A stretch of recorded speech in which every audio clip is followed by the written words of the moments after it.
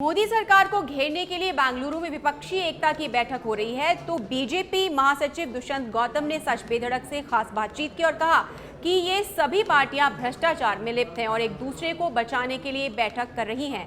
संवाददाता राजीव तिवारी ने दुष्यंत गौतम से की खास बातचीत। बीजेपी के राष्ट्रीय महासचिव दुष्यंत गौतम जी हैं। सर, विपक्षी एकता की बैठक हो रही है बेंगलुरु में, कैसे देख रहे हैं इसको?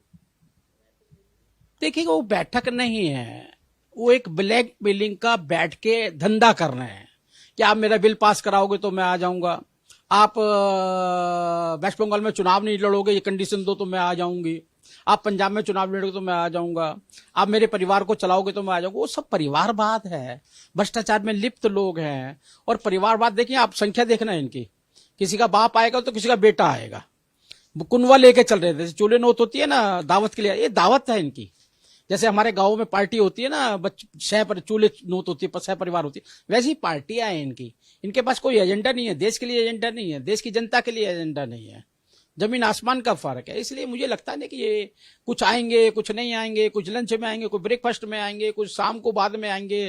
तो ऐसे आना जाना एक फॉर्मेलिटीज कर रहे हैं, ये अपने आप में फॉर्मेलिटीज कर रहे हैं, हमें कहने की कोई आवश्यकता नहीं लगती है।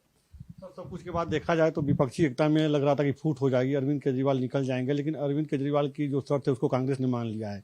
क्या नहीं लगता कि आने वाले समय में अगर इसी तरह से विपक्षी एकता एकजुटता बनाई रही तो आने वाले भारतीय जनता पार्टी एनडीए के लिए चुनौती बन जाएगी? कोई चुनौती नहीं है। अब केजरीवाल आ रहे हैं नहीं आ रहे हैं, वो गिरगिट है, अभी बदल देगा रंग।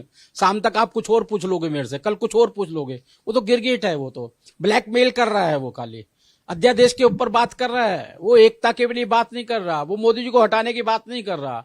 उसको अपने आप को भ्रष्टाचार युक्त दिल्ली बनाना है, देश बनाना है, देश को लूटना है, शीशमहल बनाना है और दिल्ली को डुबोने का काम करना है। तो इसलिए अभी कहीं आप देखो, शरद पवार नहीं आएंगे, कहीं लगेगा ममता जी बीच में ही लंच लेके चली गई हैं, कोई कहेगा कुछ कहेगा, ऐसा चलता रहेगा। मुझे लगता है एकता नहीं है, एक परिवारवाद की जो पार्टी होती है, दावत है।